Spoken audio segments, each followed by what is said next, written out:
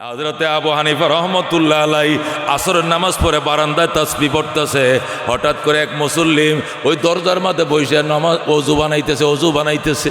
আগের দিনে তো কুয়ার থেকে পানি উঠান লাগতো। তো কুফার জামে মসজিদে ইমাম আবু হানিফা আসরের নামাজ জামাতে পড়ে তাসবিহ পড়তেছে বারান্দা বসে। এক লোক ব্যবসায়ী লোক আসরের জামাত পায় নাই, সে পরে আইসা কুয়ার থেকে পানি উঠাইছে, উঠায় বালতির থেকে বদনা ডালছে, বদনা দিয়ে ঢেলে ঢেলে অজু বানাইছে। অজু বানাইয়া মসজিদে ডুইকে আসরের 4 রাকাত পড়ছে। পইরা যখন যায় তখন আবু হানিফা বলেন দাঁড়াও। কেন হুজুর? একটু কথা শুনো। কয় কি জামাত পাইলা না কেন? হুজুর দোকানে কাস্টমারের ভিড় বেশি ছিল। খবরদার যতই কাস্টমার থাকো আর কোনো দিন নামাজ জামাত কাজা করবা না। কয় ঠিক আছে হুজুর ইনশাআল্লাহ। আচ্ছা শোনো আর একটা কথা। কয় কি কথা? মনে কষ্ট নিবা না তো? কয় না। ভালো করে বুঝো, কষ্ট নিবা না তো? কয় না। কথা হইলে শোনো, মানুষের গীবত করবা না। কার গীবত করবা না? মানুষের গীবত করবা না। ইমাম আবু হানিফা যখন এই কথা বলল, লোকটা হুজুর গীবত কই করলাম? আমি সোপসা পাইছি, কুয়ার থেকে পানি উঠাইছি, বদনায় ডালছি, ওযু বানাইছি, নামাজ পড়ছি, দোয়া পরে বের হইছি। আমি একটা কথাও কার সঙ্গে বলি না, গীবত কই করলাম? আবু হানিফা কয় এখন করো নাই, অন্য সময় করার তোমার অভ্যাস আছে। আপনি কেমনে জানেন? তুমি যখন ওযু বানাইতেছিলে আমি এখানে বসা তাসবিহ পড়তেছি, তোমার ওযুর পানির দিকে তাকাইতেছিলাম। যখন তুমি কুলি করতেছিলে প্রত্যেকটা কুলি দিয়ে হাজার হাজার গীবতের গুনাহ জড়ায় পড়তেছে। আমি নিজের চোখে দেখছি, আমি নিজের চোখে দেখছি তোমার ওযুর পানি দিয়ে গীবতের গুনাহগুলো ধুইয়া পড়তেছে। আমি কি সত্য বলছি কিনা? লোকটা ডাকতে, হুজুর আমি কি করে আপনি জানলেন আমি গীবত করি? আমি তো গায়েব জানি না, আমি জানছি, আমার চোখ দিয়ে দেখছি। তোমার ওযুর পানি যখন মানুষ ওযু করে, নবী বলছেন হাত ধুইলে হাতের গুনাহ ঝরে, পাও ধুইলে পায়ের গুনাহ ঝরে, মুখ ধুইলে মুখের গুনাহ ঝরে, কুলি করলে জিহ্বার গুনাহ ঝরে, চোখ ধুইলে চোখের গুনাহ ঝরে, মাথা মাসা করলে মাথার গুনাহগুলো ঝরে, যে অঙ্গের গুনাহগুলো ঝরে। এই ঝরার দৃশ্যটা দেখার ক্ষমতা আল্লাহ ইমাম আবু হানিফাকে দান করছে। তোরে কোন আল্লাহু আকবার। এই ক্ষমতা আবু হানিফাকে আল্লাহ দান করছে। এটা তোমরা না দেখলে আমি দেখি। আল্লাহ ইলমের পাওয়ার দেখছেন নি? তোরে কোন আল্লাহু আকবার। ইমাম আবু হানিফা রাহমাতুল্লাহ আলাইহি ঈদগাহর মাঠে বয়ান করতেছেন। বাচ্চারা ঈদগাহর ওই কোণার মাঠে বল খেলতেছে। হঠাৎ করে একটা বল আইসে মারছে জোরে, আবু হানিফার সামনে পড়ছে। আবু হানিফা কয় পোলাপান এনে ওয়াজ করতেছি, শুনোস না বেটা, দুষ্টামি করস কা? হুজুর আর দুষ্টামি করবো না, বলটা দিয়ে আলান, আয় লয়ে যা। এখন বল থেরা তো 11 জন প্লেয়ার, বল নিতে কোনটাই আইব? এইটা কয় তুই যা, এটা আইতেছে না, তুই যা, আইতেছে। 10টা একজন আরেকজনকে ধাক্কাতে 10 জন সিলিন্ডার করছে যে আবু হানিফার সামনের থেকে বলটা আনার পাওয়ার আমাদের নাই। কিন্তু 11 নম্বরটার নাম হলো বিপ্লব। কি নাম? বাপ যের নামটা রাখছে ভুলত এরকম, চুলের কাটিং 3 তালা, কয়তালা? এটা এক ডিজাইন, এনতে আরেক ডিজাইন, উপরে আরেক ডিজাইন, ওইটা বাতাসে উড়ে। বিপ্লব আয়া আমার বল আমি নিব। হুজুর কি আমারে খায়া লাইব? হুজুর কি বাপ? আমরা কি হুজুর ডরাই? আমার বল আমি এই বল খাবলা দিলে যে দৌড় দিছে। আবু হানিফা মাশাআল্লাহ, বুকের ভাড়াটা 11টা ফুলাফান 10টাই সাহস পাইল না আমার সামনেতে বলটা নিত। এটা কেমনে কামসি দিলে দৌড় দিছে। বাবা এদিকে দাঁড়াও। কি করবাই? আমার মারবাই? আমার কি করবেন আপনি? আমার দাঁড়াইতে কোন কেন? মনে সিংহে ফুলা তো বুঝেন না, হেই বাসা মারছে আর কি করবেন আপনি? ও বাবা কিচ্ছু করতাম না, আমি তোমার একটু দেখতাম, একটু দাঁড়াও। বুকটা টান দেখো, দেখেন এমনি দাঁড়াইছে। আবু হানিফা 3বার টস মারছে, মারার পরে যাও বাবা দেখছি। এখন হে তো চলে গেছে, এরা তো আবার বল খেলা নিয়ে ব্যস্ত। ফুলাবান মানুষ তো বুঝে না, ছোট মানুষ। কিন্তু সামনের যারা ওয়াজের শ্রোতা যারা, এরা হুজুর কি দেখলেন? যা দেখার দেখছি। কি দেখলেন? জন্মের ঠিক নাই। যারও সন্তান, এর বাবার কোনো পরিচয় নেই, সে নিজেও জানে না এর বাপকে। এই ছেলেটার কোনো কি নাই, বাপ নাই, সোজা হিসাব। এখন 2 জন মুরব্বী চ্যালেঞ্জ করলো, হুজুর কোন কি এই ছেলেটা আমগো এলাকায় থাকে, ছোটোর থেকে ওরে সিনিয়র, বাপ নাই, বলেন কি বাপ ছাড়া কি সন্তান? কয় কথা হলে ওয়াজ আজকে এতটুকু রেখে দিলাম, আগে যাচাই করো, আমার কথা যদি সত্য না হয়তো কাল থেকে আর ওয়াজ করবো না। আবু হানিফা ঈদগার মুসল্লি ছুটিতে ছেড়ে দিছে। 3 সদস্য বিশিষ্ট কমিটি যায়, তদন্ত কমিটি হই বিপ্লব বাড়িতে গেছে। যায় দেখ এক মুরব্বী মানুষ চেয়ারে বসে রয়েছে। চাচা আসসালামু আলাইকুম। আলাইকুম সালাম। বিপ্লব আপনাদের কি লাগে? কি লাগে? কাজে লাগাইছে। ডেলি 4-5টা জগরা বাড়িতে কিনে আনে, 5-7টা বিচার ডেলি তার করা লাগে। হ্যাঁ এরকম ভদ্রলোক। আজকে কি গন্ডগোল লাগাইছে?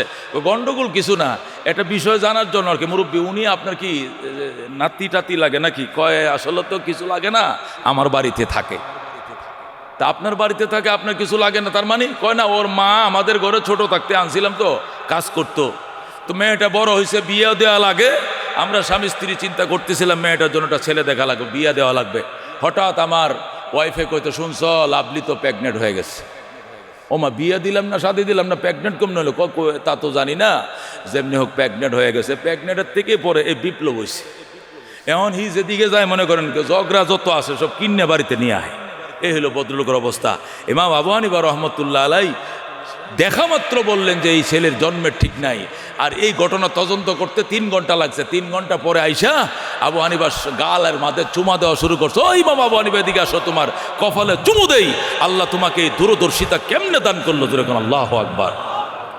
লাকাদ জানাল বেলাদ ওয়া মান আলাইহা ইমামুল মুসলিমিন আবু হানিফা ফামা ফিল মাশরিকিন লাহু নাযীরু ওয়ালা ফিল মাগরিবিন ওয়ালা বিকুফা। সুবহানাল্লাহ। এ দুস্থ বলতেছিলাম, উলামায়ে কেরামকে আল্লাহ একটা সম্মান দান করছে। ওই দেশ অনেক শান্ত থাকবে, ওই দেশ সুস্থ থাকবে, ওই দেশ খুব সমৃদ্ধশালী হবে যে দেশের উলামায়ে কেরাম সম্মানী। কথা কোন ঠিক কিনা? যে দেশে ঘিয়ের দাম আর সোয়াবিন তেলের দাম এক দাম, এই দেশে কোনোদিন শান্তি কইজা পাইবা না। কথা কোন ঠিক কিনা? ঘি তো ঘি কোনোদিন সোয়াবিন তেল হবে না। কথা কোন ঠিক কিনা? ঘিয়ের দাম আর সোয়াবিন তেলের দাম যদি এক হয়, তাহলে পাবলিকের দাম আর উলামায়ে কেরামের দাম এক। একই কথা। কথা কোন ঠিক কিনা? উলামায়ে কেরাম আমাদের মাথার তাজ। হযরত জি এনামুল হাসান সাহেব রহমতুল্লাহ আলাই 2011 সালে সর্বশেষ যেদিন বিশ্ব ইজতেমায় ছিলেন, এরপরের থেকে তো গ্যাঞ্জাম লাগছে তবলিগ নিয়ে। 11 সালে সর্বশেষ যিনি বিশ্ব ইজতেমা বয়ান করেন, মোনাজাতের আগে আমি একর ফ্যান্ডেলের সামনে বসে আল্লাহু আকবার। আমার আব্বু আইছিল। ময়মনসিংহওয়ালারা কিন্তু স্টেজের সামনে কি পায়? জায়গা পায়। বিশ্ব ইজতেমার স্টেজের সামনে জায়গা পাইতে হবে ময়মনসিংহের লোক হওয়া লাগবে, অন্য কোনো ডিস্ট্রিক্টের লোক হইতে পারবে না। তার কারণ হলো এখানে যারা থাকবে ওরা চিরা আর ওই গুড় খায়া দিন কাটাইতে হবে, যাতে প্রস্রাব পায়খানার জরুরত কম হয়, সব সময় জমে এখানে বসে থাকতে পারে। আর যারা স্টুপ গুতাবি আর ফুলকপি বাঁধাকপি ফাঁকাও, আজকে সকালে বিরিয়ানি, দুপুরে খিচুড়ি, রাত্রেবেলায় আবার কি মাছ গোস, যারা ওই পিকনিকে থাকে ওরা ওয়াজ শোনার, ওই ইজতেমা যায় বয়ান শোনার সময় পায় না, ওরা খালি ওই রান্না বাড়াতে থাকে। এই জন্য বিশ্ব ইজতেমার উসুল হলো মুরব্বীদের ময়মনসিংহের কিছু কুরবানির সাথী যারা শুকনা কিছু চিরা এবং গুড় নিয়ে আসবে, 3 দিন চিরা গুড়ের উপরে জীবন কাটাবে। 24 ঘন্টা একবার প্রস্রাব করলে চলবে, বাথরুমে একবার গেলে চলবে, 3 দিন তার গোসলের প্রয়োজন হবে না, এদেরকে বসায়। তা আমার আব্বা চিল্লার সাথে পুরাতন আমার নিয়ে বসাইছে। আমারে কয়, আমি তো এখানেই পড়াই, তুমি আমার সাথে থাইকো। এবার আমাদের সব পুরাতন সাথীরা সামনে জায়গা পাইছি, তো আমাদের নেত্রকোনালার সামনে জায়গা পাইছে, তুমি বসো। সামনে বসে শুনলাম আল্লাহু আকবার। এনাম হাসান সাহেব রহমতুল্লাহ বলতেছিলেন, আই ওলামায়ে কেরাম, আই দুনিয়া কে মুসলমানও। তিনি বলতেছিলেন, আই দুনিয়া কে মুসলমান ও হে জগতের মুসলমান, মুঝে মালুম নেই আয়েঙ্গা আয়েন্দা সাল আসে কোগা কে নেই। আগামী বছর বিশ্ব ইজতেমা আমি আসতে পারবো কিনা আমি জানি না, সম্ভবত আমি নাও আসতে পারি। এরপরে আর আসতে পারেন নাই। যেরকম আল্লাহু আকবার। উলামায়ে কেরামকে কদর করনা, আলেমদেরকে কদর করবেন। উলামায়ে কেরাম হামারে আঁকুকে সুরমে হে, ওনার ভাষা। তিনি বলেছিলেন উলামায়ে কেরাম আমাদের চোখের সুরমা, হামারে আঁকুকে সুরমে হে শেরো কে তাজে হে। উলামায়ে কেরাম আমাদের মাথার তাজ, আমাদের চোখের সুরমা। আগারও কলম হতে তো জেব মে রাখতে, উনি লেখছেন, যদি উনি বলছেন যদি কলম হইতো তাহলে সবসময় পকেটে রাখতাম, আলেম রেখে পকেটে রাখতাম। আগার কুর্তা হতে তো বদন মে পেহেনতে, যদি আলেম উলামা যদি জামা হইতো সবসময় জামাটা পরে রাখতাম, শরীর থেকে পৃথক হতে দিতাম না। জোরে কোন আল্লাহু আকবার। এইভাবে ওসিয়ত করে গিয়েছিলেন। আর আজকে সেই উলামায়ে কেরামের ওসিয়তের ব্যাপারে আজকে তারই নাতির পক্ষ থেকে, তারই বংশধরের পক্ষ থেকে এমন বিশৃঙ্খল পরিস্থিতি সৃষ্টি করা হয়েছে। আমার আশঙ্কা হচ্ছে যে বিশ্ব ইজতেমার নিয়ামতটা মনে হয় বাংলাদেশ থেকে চলে যাওয়ার সম্ভাবনা আছে। কথা ঠিক কিনা? এটা অন্য কোনো দেশওয়ালারা নিয়ে যায় কিনা সম্ভাবনা দেখা দিয়েছে। এলে কালিমা, নামাজ, রোজা, এলেম ও জিকির, একরামুল মুসলিমিন, সৈনিয়ত, তাবলিগ, এই 6টা জিনিস শিখছে। শিক্ষা কয় মানে আমি আলেম হয়ে গেছি, আলেম লাগতো না। কথা ঠিক কিনা? আমি মুলুব হয়ে গেছে, মুলুবি লাগতো না। আরে কি বলতে চাও তুমি বাজান?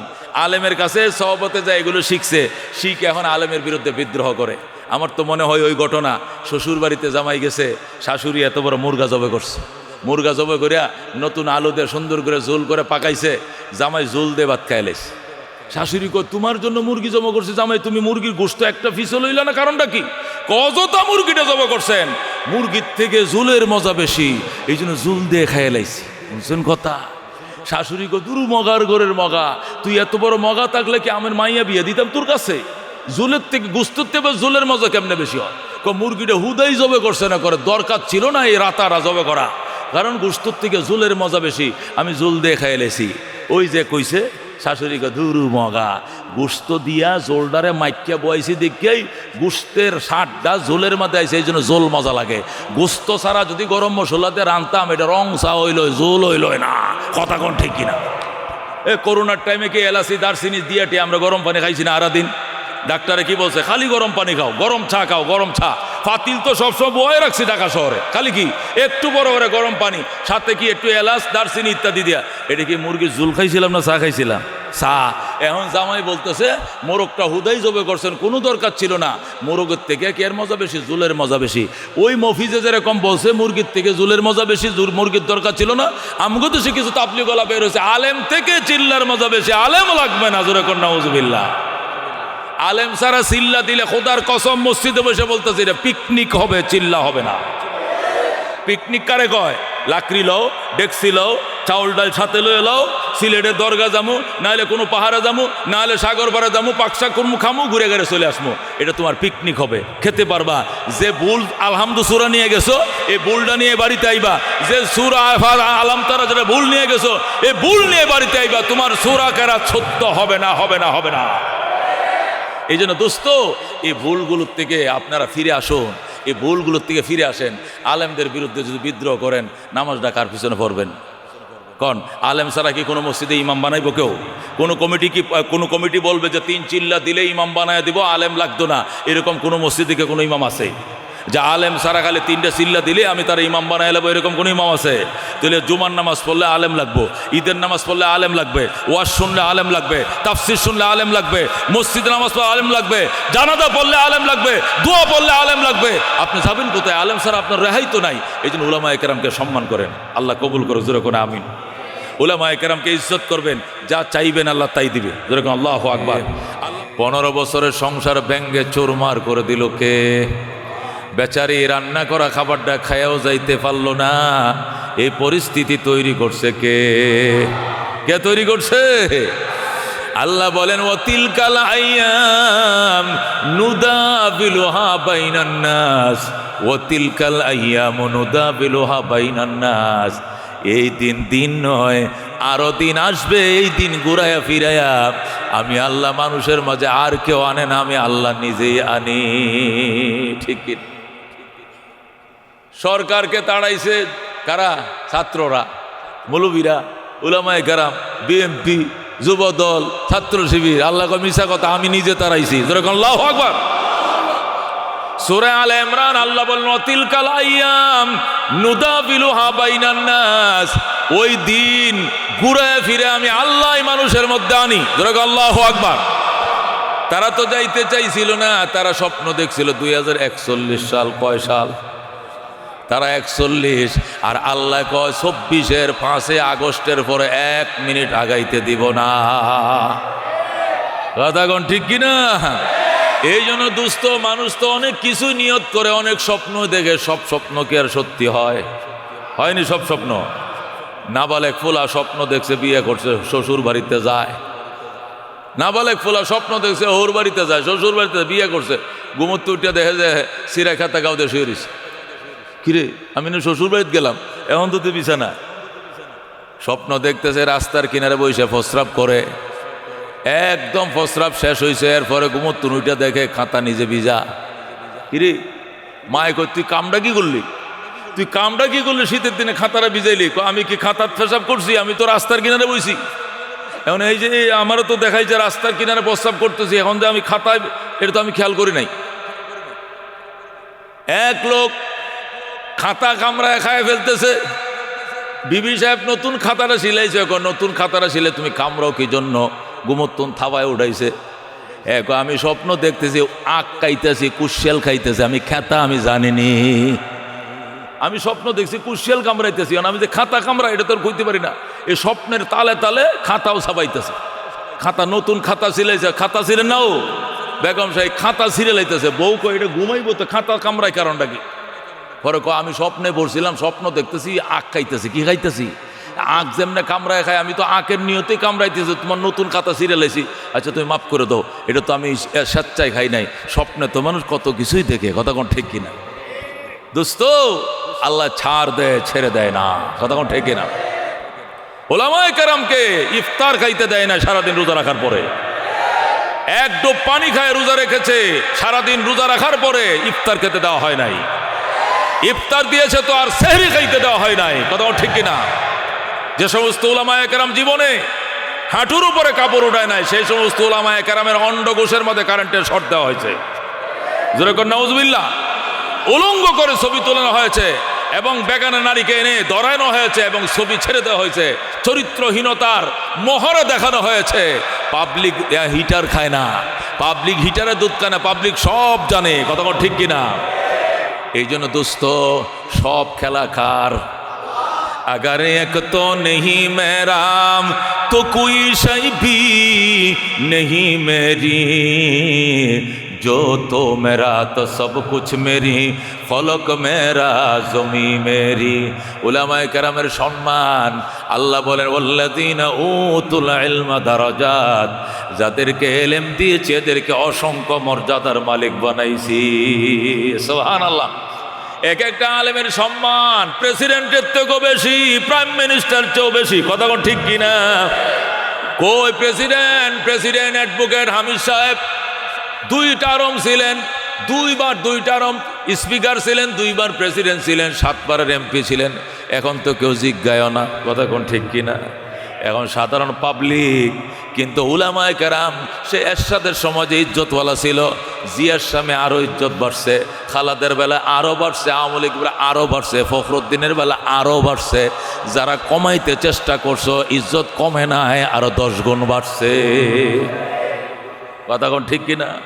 কারণ এলেম এটা এমন এক সম্পদ, এলেম এমন একটা সম্পদ, এটা মন্ত্রী মহোদয়ের আলমারিতে নাই, এটা এমপি সাহেবের আলমারিতে নাই, এটা মেয়র মহোদয়ের চাবি গাড়ির ভিতরে নাই। এলেম এমন একটা দন, এই দন নবীদের দন, এটা একমাত্র উলামায়ে কেরামকে দেওয়া হয়েছে। এটা কাহারও বাড়িতে নাই, কাহারও পথপুষ্টে নাই, এটা স্পেশাল একটা আল্লাহ তাআলার দান, এটা উলামায়ে কেরামকে দেওয়া হয়েছে। উলামায়ে কেরামের জামাটা কম দামে থাকতে পারে, পাঞ্জাবিটা সেরা থাকতে পারে, গড়িটা কম দামের হতে পারে, জুতারি কম দামের হতে পারে, কিন্তু যে নিয়ামতটা দেওয়া হয়েছে এটা এমন দামি নিয়ামত আর কাহারও বাড়িতে নাই। কথা ঠিক কিনা? এই জন্য আল্লাহ বলছেন আল্লাযীনা উতুল ইলমা দারাজাত, যাদেরকে ইলম দেওয়া হয়েছে তাদেরকে অসংখ্য মর্যাদার মালিক বানানো হয়েছে। কত মর্যাদা! আল্লাহ নিজেই বলছেন দারাজাত, আল্লাহ নিজেই বলছেন অসংখ্য।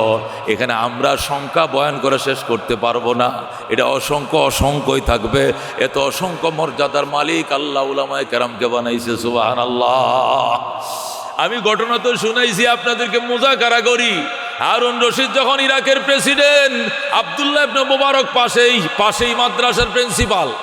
আব্দুল্লাহ ইবনে মুবারকের মাদ্রাসা হারুন রশিদের প্রেসিডেন্টের ভবন পাশাপাশি ছিল, কাছাকাছি ছিল। 1 লক্ষ ছেলে পড়ে আব্দুল্লাহ ইবনে মুবারকের মাদ্রাসায়। বিকালবেলা ছেলেরা খেলতে আসে, তখন মাদ্রাসার মাঠ ছোট, জায়গা হয় না, প্রেসিডেন্ট পার্কের মধ্যে ঢুকে গেছে। প্রেসিডেন্ট পার্কে যখন ঢুকছে তখন হারুন রশিদের স্ত্রী জেবুন্নেসা, এই হারুনের 2 স্ত্রী ছিল, একটা ছিল বিবি জুবাইদা আর একটা ছিল জেবুন্নেসা। জুবাইদারা দিনদার ছিল, জেবুন্নেসার একটু গাউরা ছিল, নাস্তিক টাইপের ছিল। জেবুন্নেসা ডাক, দেখো হারুন, এই যে মুলুবীরা আমাদের পার্কে ঢুকছে, প্রেসিডেন্ট পার্কে, এটা আমাদের নিরাপত্তার জন্য ঝুঁকি, রাস্তা আটকায়া দাও। হারুন রশিদ ডাক, দেখো জেবুন্নেসা, জ্ঞানী মেয়ে মনে করি তোমাকে বিয়ে করেছিলাম, আমি জানতাম না তোমার ভিতরে জ্ঞান বলতে কিছু নাই। গোটা ইরাকবাসীর রাস্তা বন্ধ করতে পারি, কিন্তু আলেমদের রাস্তা বন্ধ করার ক্ষমতা হারুন রশিদের নাই। এই ক্ষমতাই আমার নাই। জেবুন্নেসা তো অবাক, তার কপালে উঠছে চোখ। বলে, আপনি বলেন কি স্যার, আপনার ক্ষমতায় না, আপনি এই দেশের প্রেসিডেন্ট, আর মুলুবী এই দেশের একজন নাগরিক, সে আলেম হইলে তাতে কি হয়েছে? আলেম হইতে পারে, আল্লাহ তারা যে দন দিছে এই দন আমার কাছে নাই, সে এমন দনে ধনী, এই দন আমার কাছে না, আমি তার কাছে ভিখারি। ধরে আল্লাহু আকবার। তুমি বলো কি আমি তার রাস্তা বন্ধ করব। গোটা ইরাকের মানুষের রাস্তা এদিক দিয়ে বন্ধ করে দিতে পারি, কিন্তু আলেমদের রাস্তা বন্ধ করতে পারবো না। আল্লামা কারি তৈয়ব সাহেব এই ঘটনা খুতবাতে হাকিমুল ইসলামে আনছে। কারি তৈয়ব সাহেব লেখে, এরপরে যে বুন্নেসা ডাক দেখো, তাহলে একটা প্রশ্ন। কয়, কি প্রশ্ন? তুমি বড় নাকি মৌলভী আব্দুল্লাহ ইবনে মুবারক বড়? আমি তোমার থেকে জানতে চাই, তুমি রাস্তাই বন্ধ করতে পারবা না, তাহলে প্রেসিডেন্ট হয়েছো কি জন্য? বোঝা গেল তুমি হুজুরের থেকেও ছোট। অবশ্যই ছোট। যেরকম আল্লাহু আকবার। এ যে বন্যেছে, তুমি কার সঙ্গে কারা তুলনা করো? আমি হারুন রশিদ, প্রেসিডেন্ট, ইরাকের প্রেসিডেন্ট। এই দুনিয়ার প্রেসিডেন্ট ছিল নমরুদ, দুনিয়ার প্রেসিডেন্ট ছিল সাদ্দাত, কারুন, ফেরাউন। আমি প্রেসিডেন্ট হারুন রশিদ, প্রেসিডেন্ট নমরুদের দনের ওয়ারিস পাইছি, প্রেসিডেন্ট কারুনের দনের ওয়ারিস পাইছি, প্রেসিডেন্ট সাদ্দাতের দনের ওয়ারিস পাইছি, প্রেসিডেন্ট ফেরাউনের দনের ওয়ারিস পাইছি। আর আব্দুল্লাহ ইবনে মুবারক দু জাহানের বাদশা রহমতুল্লিল আলামিনের দনের ওয়ারিস পাইছে। रज़ीना क़िस्मतल जब्बार फ़ीना लना इल्मुन वलिल आदाए मालो फ़इन्नल मा ला यफ़ना अन क़रीबिन व इन्नल इल्म यबक़ा ला यज़ालो लक़द ज़ानल बिलाद व मन अलैहा इमामुल मुस्लिमीन अबू हनीफा फमा फिल मशरिकीन लहू नज़ीरु वला फिल मग़रिबीन वला बिकुफा। ज़रा कुन मरहबा। এই জন্য হারুন রশিদ ডাক দেখো সেবুন্নেসা, আমি প্রেসিডেন্ট হারুন, প্রেসিডেন্টের কাছে প্রেসিডেন্টের দন পাইছি। আমি পাইছি নমরুদের দন, আমি পাইছি ফেরাউনের দন, আমি পাইছি কারুনের দন, আমি পাইছি সাদ্দাতের দন। আর আব্দুল্লাহ ইবনে মুবারক পাইছে বিশ্ব নবীর দন। জোরে আল্লাহু আকবার। আমার মতো লক্ষ লক্ষ হারুন রশিদকে যদি এক পাল্লায় উঠাও, আর আব্দুল্লাহ ইবনে মুবারকের জুতার তলের বালুগুলো এক পাল্লায় উঠাও, তার পদদলির ওজন আল্লাহর দরবারে বেশি হবে। সুবহানাল্লাহ। হে দোস্ত, এদেরকে বলে আলেম। এই জন্য এরা কথাবার্তা অনেক সময় হিসাব ছাড়াই বলে ফেলায়। কয় দেখেন প্রাইম মিনিস্টারে কেমনে কয়, প্রধানমন্ত্রীর কেমনে বলে, প্রেসিডেন্টকে বলে, দলকে মেনশন করে কথা বলে। কত বড় সাহস! মামুনুল হক কে ওরে ডরাইল না জীবনে, ফয়জুল করিমকে ওরে ফাত্তা দিল না জীবনে। কারণ আছে বাজান, এরা এলেমের টুকরা, এলেমের জাহাজ, এলেমের আগুন। এটা দুনিয়ার কাউকে ভয় করে না।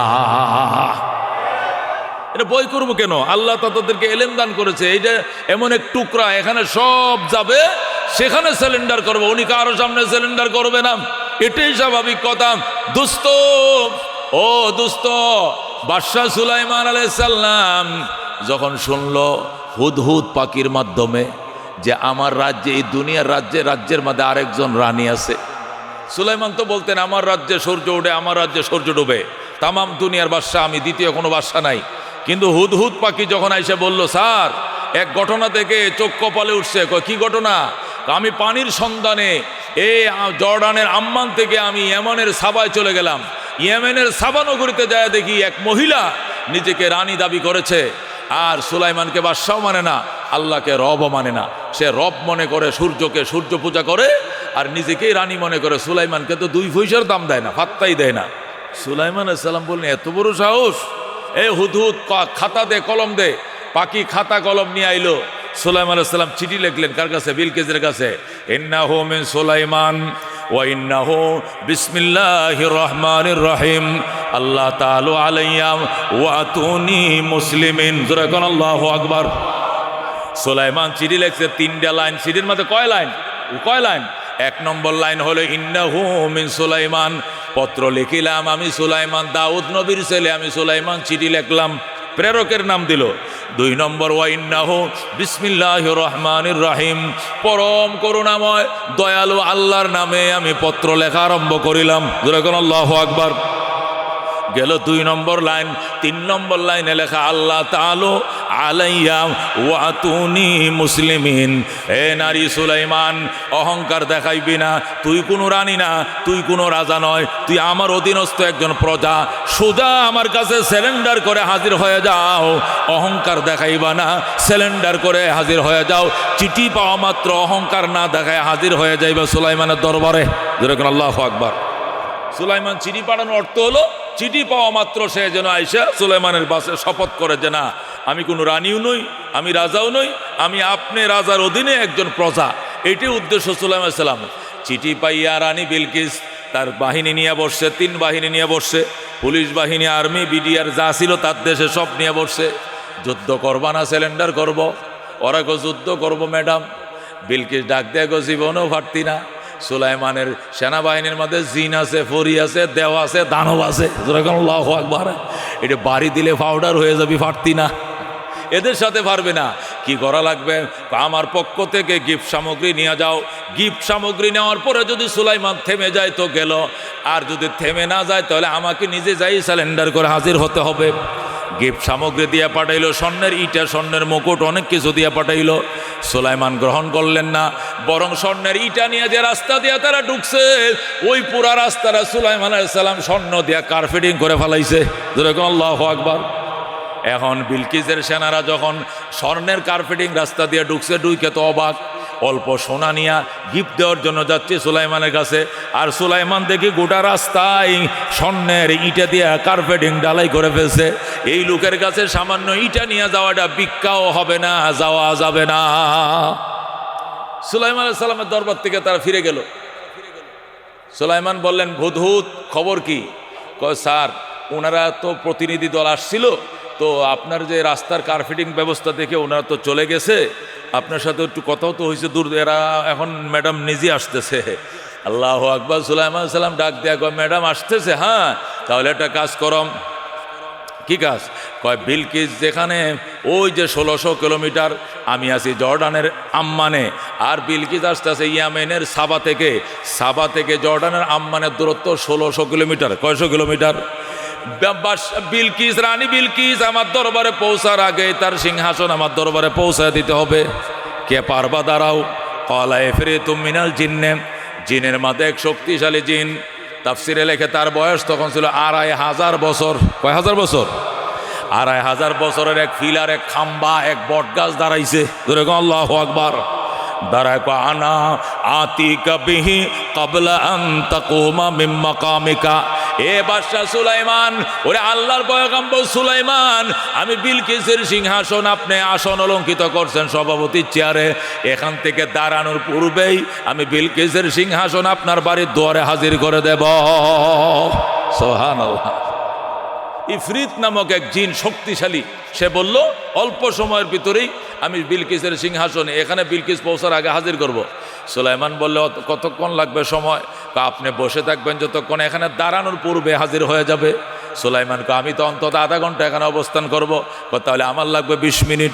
সুলাইমান বলে 20 মিনিট হবে না, 20 সেকেন্ডের আগেই আনতে হবে। কে পারবা? দাঁড়াও। জিনেরা বলে, আমরা পারবো না, আমাদের দ্বারা সম্ভব না। বিশাল বড় 7 তলা ভবন, ফাইলিং সহ গোড়ার থেকে রটমট সব উপরাইয়া আপনার দরবার হাজির করব, 20 মিনিটেও হবে না, তাহলে আমার দ্বারা সম্ভব না। সুলাইমান কো, সিলিন্ডার কর। জিনেরা সিলিন্ডার করছে। এবার সুলাইমান বলেন, ইনসান দাঁড়াও। কে আসো? ইনসান দাঁড়াও। সুলাইমান সালামের পাশেই বসে রয়েছে সুলাইমান নবীর আপন খালতো ভাই হযরতে আসিফ ইবনে বারখিয়া। হযরতে আসিফ ইবনে বারখিয়া সুলাইমান আলাইহিস সালামের খালতো ভাই, সে লাফ দিয়া দাঁড়ায় বলতেছে, ভাইয়া আমি পারবো। কতক্ষণ লাগবে? চোখের পাতা বাড়ি দিলে সময় লাগবে, কিন্তু আমি রানী বিলকিসের সিংহাসন এখানে আনবো, এতটুক সময় লাগবে না। মানে চোখের পলকে আমি এনে দিব। বিলকিস রওনা করছে, কাছাকাছি চলে আসছেন। বাদশা সুলাইমান ডাক দিয়ে বলবেন, ঠিক আছে আসিফ তুমি আনো। আসিফ ইবনে বারখিয়া কয়, আপনি চোখ বন্ধ করেন। সুলাইমান নবী চোখ বন্ধ করছে, কয় খুলেন। খুলছি, কয় এই দেখেন সিংহাসন। যখন আল্লাহু আকবার, শুধু চোখটা বন্ধ করে খুলতে দেরি, বিলকিসের সিংহাসন হাজির করতে দেরি হয় নাই। যে লোকটাই সিংহাসনটা আনছিল, আল্লাহ ওই লোকের কথারে কোরআনের মধ্যে বলতেছেন। আল্লাহ রাব্বুল আলামিন বলেন, আল্লাযী ইনদাহু ইলমুম মিনাল কিতাব, ক্বাল আল্লাযী ইনদাহু ইলমুম মিনাল কিতাব। ওই ব্যক্তি বলল যে ব্যক্তির কাছে কিতাবের ইলম ছিল, তাওরাতের হাফেজ ছিলেন হযরতে আসিফ ইবনে বারখিয়া, উনার কাছে কিতাবের ইলম ছিল। আল্লাহ বলেন, ক্বাল আল্লাযী ইনদাহু ইলমুম মিনাল কিতাব। ওই ব্যক্তি বলল যে ব্যক্তির কাছে কিতাবের ইলম ছিল, আনা সানাতিকা বিহি ক্বাবলা আইয়ারতাদ্দা আলাইকা তরফুকাম। ওরে বাদশা সুলাইমান, আল্লাহর পয়গম্বর সুলাইমান, চোখের পাতা বাড়ি দিতে দেরি লাগবে, আমি বিলকিসের সিংহাসন আনতে এতটুকু দেরি হবে না। বলেন আল্লাহু আকবার। এ দুস্থ, আল্লাহ ওই লোকটার প্রশংসা করছে, ক্বাল আল্লাযী ইনদাহু ইলমুম মিনাল কিতাব, যে ব্যক্তির কাছে কিতাবের ইলম ছিল। এবার আন্দাজ করে দেখো আলেমের কত বড় পাওয়ার। জোরে কোন আল্লাহু আকবার। আল্লামা কারি তৈয়ব সাহেবের একটা ঘটনা বলে শেষ করছি।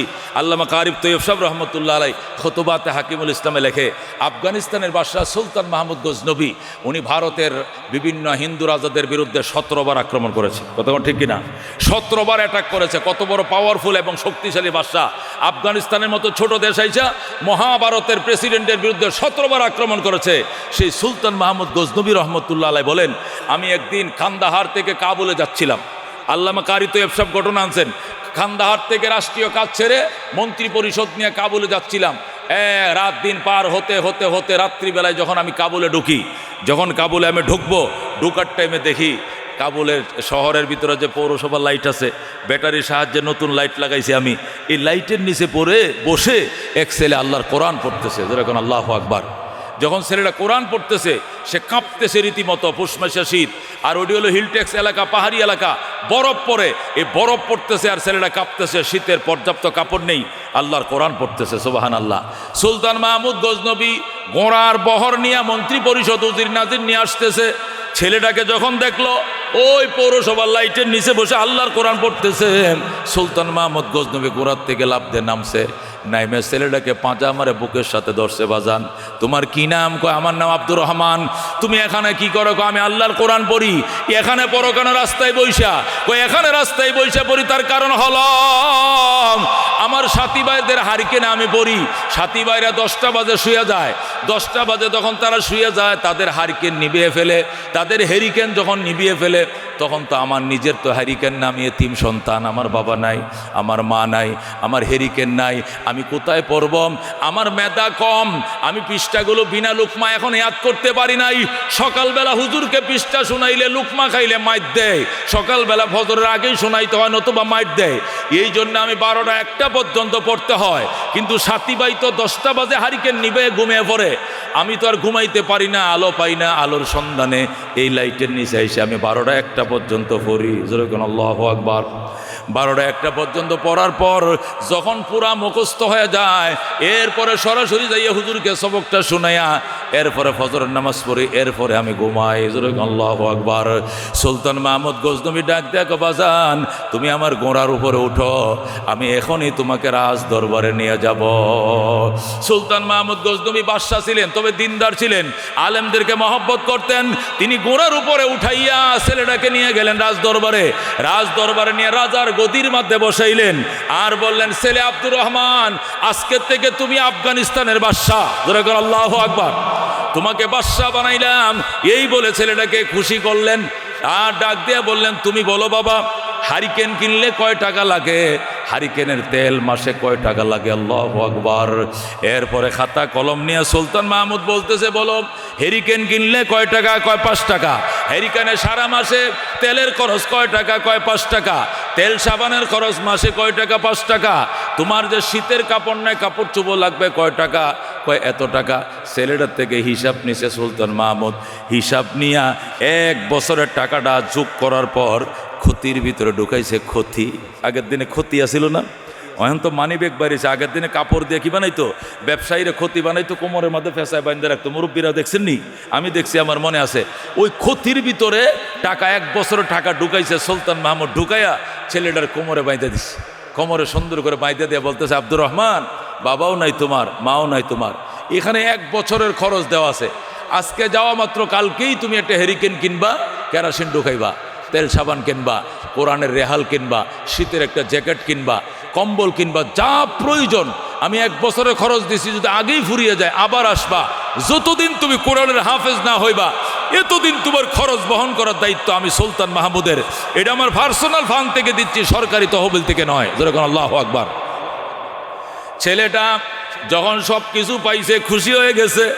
সুলতান মাহমুদ গজনবী প্রধানমন্ত্রীকে বলছে আমার ঘোড়াটার উপরে ছেলেটাকে উঠাইয়া যেখান থেকে আনছে ছেলেটাকে সেখানে পৌঁছায় দিয়ে আসো। ছেলে বলতেছে হুজুর আমাকে মাদ্রাসায় পৌঁছায় দিতে হবে। এই প্রধানমন্ত্রী সুলতান মাহমুদ গজনবী প্রেসিডেন্ট, তার প্রাইম মিনিস্টার প্রধানমন্ত্রী ঘোড়ার উপরে উঠাইয়া ছেলেটাকে কুলে বসাইয়া নিয়ে রওনা করছে বাড়িতে, যাইয়া মাদ্রাসায় নামায় দিছে। যখন রওনা করছে ছেলেটা যাবে, সুলতান মাহমুদ একটু দাঁড়াইছে, দাঁড়ায় কাঁদতেছে। ছেলেটা বলে আঙ্কেল আপনি কান্দেন কেন? বাজান একটা কথা বলতাম বলমনি, কয় বলেন। বাবারে আজকে 12 বছর হয়ে গেল, দুইটা জিনিসের আশায় 12টা বছর পার করলাম, আল্লাহ আমার একটা আশা আইজও পূরণ করে নাই। তুমি এতিম মানুষ, সেওরা মানুষ, তোমার বাবা নাই মা নাই, তুমি কোরআনের হাফেজ, তুমি শেষ রাত্রে উঠে কোরআন পড়ো, ওই সময় আমার জন্য দোয়া কইরো আল্লাহ যেন সুলতান মাহমুদের দুইটা আশা পূরণ করে দেয়। ছেলেটাকে আঙ্কেল আপনার আশাগুলো কি কি? 1 নম্বর আশা, আজকে 12 বছর পর্যন্ত পবিত্র বিছানায় ঘুমায়, অজু গোসল করে ঘুমায়, দরুদ শরীফ পড়ে ঘুমায়, আল্লাহর কোরআন তেলাওয়াত করে ঘুমায়, দান খয়রাত করে ঘুমায়, নবীকে স্বপ্ন দেখার জন্য আজকে 12 বছর পর্যন্ত চেষ্টা করি, তারপরে নবীকে স্বপ্ন দেখতে পারি নাই। তুমি দোয়া করো আল্লাহ যেন নবীর সাথে মোলাকাত দিয়া দেয়, নবীর সাথে আমি দেখা করতে পারি, আল্লাহর হাবিবকে স্বপ্ন দেখতে পারি, তুমি দোয়া করো। ছেলেটা বলে ঠিক আছে দোয়া করবো আঙ্কেল। আর আরেকটা কি? আরেকটা মনের আশা হলো এই পৃথিবীতে ভালো মানুষ পাইলাম না, ভালো মানুষ যদি পাইতাম তাহলে তার খেদমত করতাম, জুতা সোজা করতাম। তুমি দোয়া করো আল্লাহ যেন সুলতান মাহমুদ গজনবীর সাথে ভালো মানুষের, শ্রেষ্ঠ মানুষের সাথে সাক্ষাৎ মিলাইয়া দেয়। ছেলেটা কই ঠিক আছে আঙ্কেল আমি দোয়া করব, কবুল করার মালিক আল্লাহ, তবে আমি এতিম দোয়া করব। আল্লাহু আকবার। ছেলেটাকে যখন মাদ্রাসায় নামায় দিছে, ছেলেটা উজু বানায়া 2 রাকাত নামাজ পড়ে আল্লাহর দরবারে ফরিয়াদ করে, আল্লাহ আমি ছোট মানুষ, আল্লাহ আমি ছোট মানুষ, আমার বাবা নাই মা নাই, আমার দীর্ঘ 12 বছর হয়ে গেছে, এই 12 বছরে আমার আকাঙ্ক্ষা ছিল একটা হেরিকেনের মালিক হতে পারি নাই, একটা জ্যাকেট কিনবো কিনতে পারি নাই, আমার বাবা নাই মা নাই। আজকে 12 বছর পরে আঙ্কেলে আমার হারিকেন কেনার টাকা দিল, সুইটার কেনার টাকা দিল। আল্লাহ তোমার দরবারে খুশি হয়ে দোয়া করি আঙ্কেলের 12 বছরের 2টা আশাও তুমি পূরণ করে দাও। এই এতিম ছেলেটা যখন বাদশার জন্য দোয়া করলো, আঙ্কেলের 2টা আশা পূরণ করে দাও, ছেলেটা ওই দিক দিয়ে দোয়া করতেছে, সুলতান মাহমুদের দিক দিয়ে শুইছে, মাত্র চোখটি লাগছে, হঠাৎ করে ঘুমের পরে দেখে রহমতুল্লিল আলামিন তার সামনে দাঁড়ায় রইছে। আল্লাহর হাবিব তার সামনে। সুলতান মাহমুদ গজনবী খুশি, নবীর সালাম জানে, আসসালাতু আসসালামু আলাইকা ইয়া রাসূলুল্লাহ, আসসালাতু আসসালামু আলাইকা হাবিবাল্লাহ। ওগো রহমতুল্লিল আলামিন, 12 বছর পর্যন্ত কান্দি আপনাকে এক নজর দেখার জন্য, আপনি কেন গো দেখা দিলেন না? আজকে কি মনে করে দেখা দিলেন আমার একটু বলবেননি? নবী কিছুই বলে না, শুধু মুস্কি মুস্কি হাসে। সুলতান মাহমুদ আবার জিজ্ঞাসা করে, হজরত 12 বছর পর্যন্ত কি অপরাধ করছিলাম আমি, আপনি দেখা দিলেন না, আজকে কি কারণে আপনি দেখা দিলেন আমাকে বলেন? আল্লাহ নবী শুধু হাসে, উত্তর দেয় না। এবার সুলতান মাহমুদ কয় ঠিক আছে যদি উত্তর না দেন তাহলে না দেন, একটা আশা তো পূরণ হয়েছে আপনার দেখছি, তবে আরেকটা প্রশ্নের উত্তর আপনি দিয়ে যান। নবী কয় আর কি তোর চাওয়া? জীবনে আরেকটা চাওয়া ছিল, শ্রেষ্ঠ মানুষ কই পামু, ভালো মানুষ আমার সামনে পড়ে না, ভালো মানুষ পাই না, যদি ভালো মানুষ পাইতাম জুতারি সোজা করতাম। এবার রহমতুল্লিল আলামিন সাল্লাল্লাহু আলাইহি সাল্লাম নবী ডাক দেয়, সুলতান মাহমুদ নিজেকে অনেক পণ্ডিত মনে করো, অনেক জ্ঞানী মনে করো, আসলে দেখলাম তোমার জ্ঞান বলতে কোনো কিছু নাই।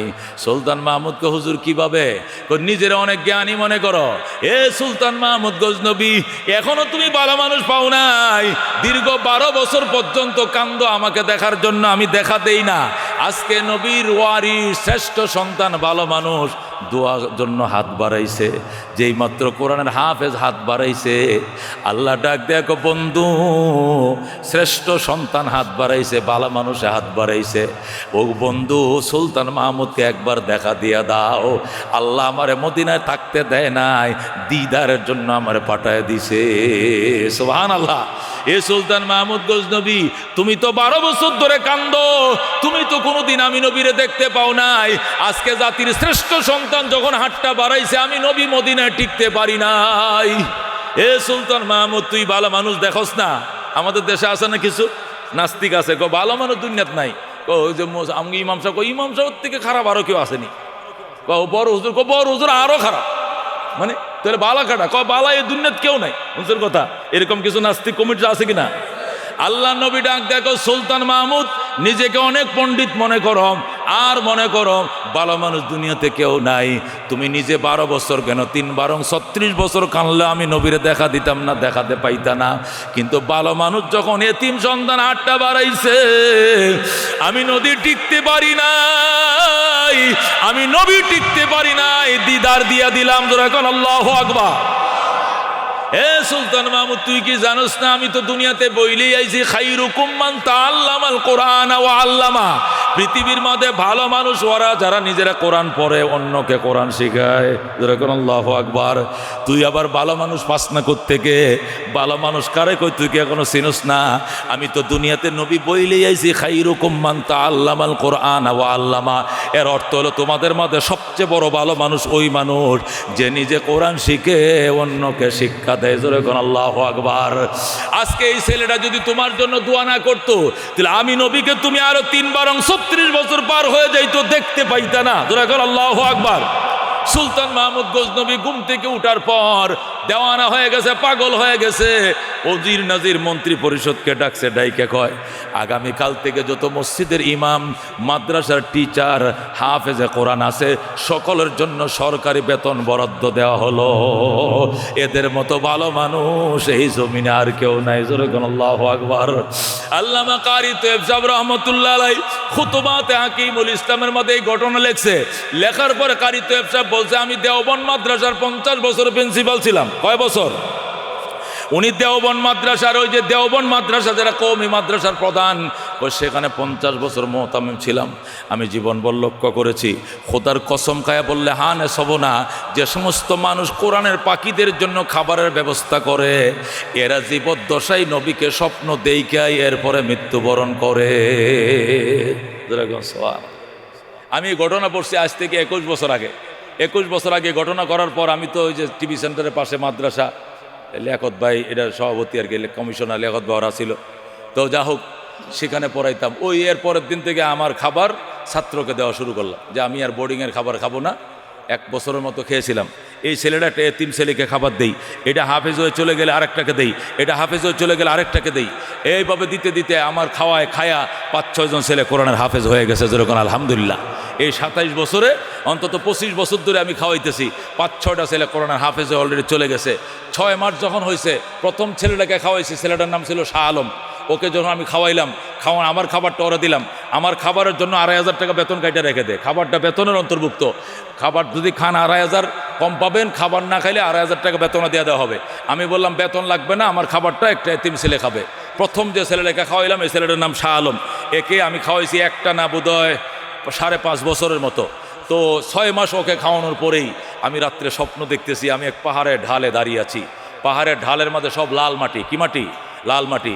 এখানে গম হয়ে রয়েছে, গম ক্ষেত আছে না, গম হয়ে রয়েছে। গমের শীষগুলো পাইকিয়া বাতাসে মাটিতে হাইলে পড়ে রয়েছে। হঠাৎ করে দেখি গম ক্ষেতের মাঝে মাঝে আল্লাহর ওলিদের মিলল মেলা। এই 10-12 জন গেরাউদে বসে থাকে, মাঝখানে একজন বসা। একটা কাফেলার ভিতরে ঢুকলাম, যা দেখলাম চারপাশে সব আল্লাহর ওলিরা বসা, মাঝখানে আব্দুল কাদের জিলানি বসা। যেরকম আল্লাহু আকবার। পরে ও বলতেছে ওইদিকে যান, ওইদিকে গেলাম, যায় দেখে চারদিকে সাহাবায়ে কেরাম বসা, মাঝখানে রহমতুল্লিল আলামিন বসা। যেরকম সুবহানাল্লাহ। আল্লাহর হাবিবকে দেখে আমি লাফ দিয়ে ঘুমোতে উঠে গেছে, চিল্লান দিয়ে ঘুমোতে উঠেছে। আল্লাহু আকবার। এরপরের থেকে আজও পর্যন্ত মাদ্রাসার খাবার আমি খাই না। যেটা আমাকে টিচার হিসাবে দেয়, ওই একটা হাফেজ হয়ে গেলে আরেকটারে খাওয়াই। এইটা আমি যতদিন বাইচে আছি চলছে ইনশাআল্লাহ।